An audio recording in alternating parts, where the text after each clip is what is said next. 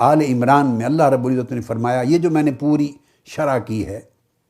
اخلاق کی، اب اس کو یوں سمجھیں قرآن مجید کی اس آیت کریمہ کے حصے سے،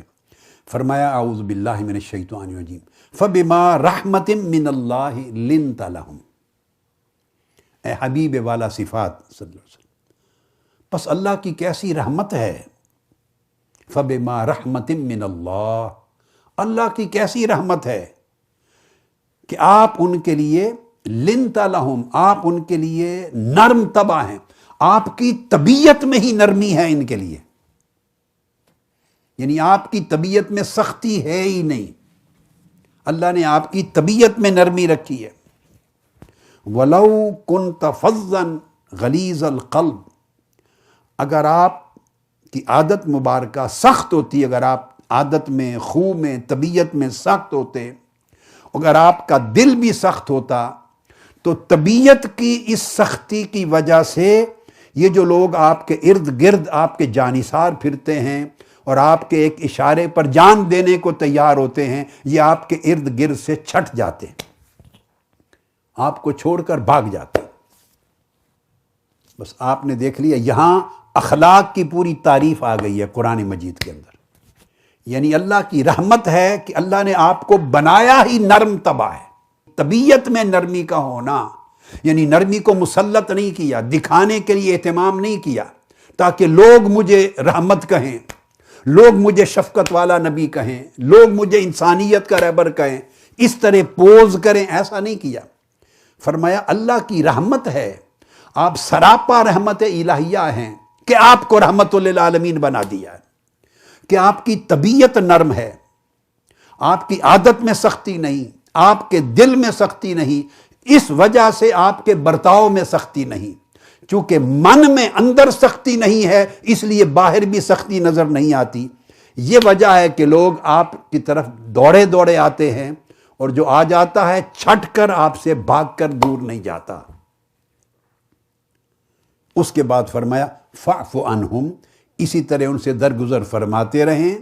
واستغفر لہم، اور ان کے لیے بخشش اور مغفرت مانگتے رہیں۔ اب یہ جو آیہ کریمہ سورہ آل عمران کی 159، اس کو میں نے اخلاق کی تعریف سمجھانے کے لیے، جو معنی پہلے عرض کر دیا تھا اس کی سمجھانے کے لیے قرآن مجید سے اس کو دیا میں نے۔ یہ اس موضوع کو ہم آج دیکھ رہے ہیں۔ اب اس کو لیتے ہیں آقا علیہ الصلوۃ والسلام کی سیرت طیبہ اور آپ کی مبارک زندگی کے احوال میں سے اس کو سمجھتے ہیں، اور میں آج سیرت طیبہ کے اس خاص گوشے کا جو بیان ہے وہ ایک سٹیٹمنٹ سے شروع کرنا چاہتا ہوں، اور وہ بڑی کمپریہنسو سٹیٹمنٹ ہے، یعنی مختلف مواقع پر اس سٹیٹمنٹ دینے والے نے مختلف الفاظ میں مختلف طریقوں سے وہ بیان کیا ہے، اور وہ سٹیٹمنٹ ہے آقا علیہ الصلوۃ والسلام کے ایک نوجوان خادم کی، ان کا نام ہے انس بن مالک۔ ان کے بیان سے میں اس موضوع کو یا مضمون کو شروع کرنا چاہتا ہوں۔ آپ نے نام سنا ہے، آقا علیہ السلام کے معروف صحابی ہیں حضرت انس بن مالک رضی اللہ تعالی عنہ، مگر سوائے علماء کے اور مدرسین کے عامت الناس میں بہت کم لوگوں کو پتہ ہوگا کہ ان کا تعلق آقا علیہ الصلوۃ والسلام کے ساتھ کس طرح کا تھا، اور ان کی سٹیٹمنٹ کتنی معتبر اور کتنی وزنی اور کتنی سگنیفیکنٹ اہمیت کی حامل ہے۔ حضرت انس بن مالک رضی اللہ تعالیٰ عنہ ایک ایسے صحابی ہیں کہ جب حضور علیہ الصلوۃ والسلام ہجرت فرما کے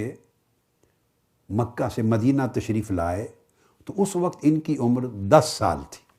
آپ کی والدہ ماجدہ، ان کا نام ہے ام سلیم، اور اصل نام ہے غمیسہ بنت ملحان انصاریہ، غمیسہ بنت ملحان، اگر معروف ہیں ام سلیم اس کنیت کے ساتھ۔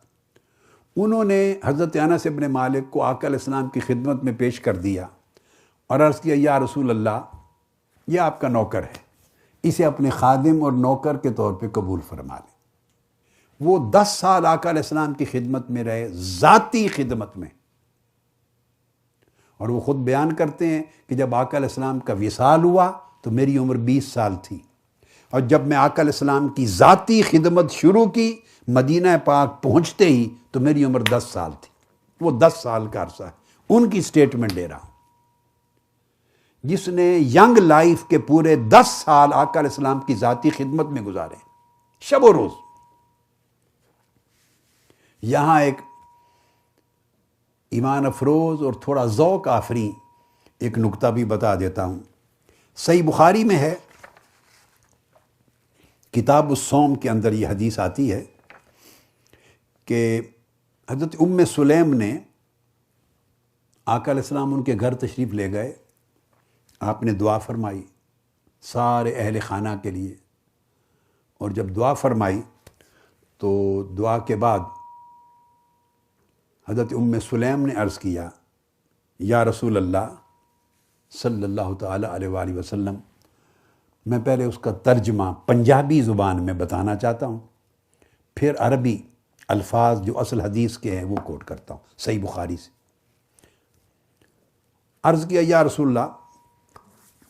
دعا فرما لیں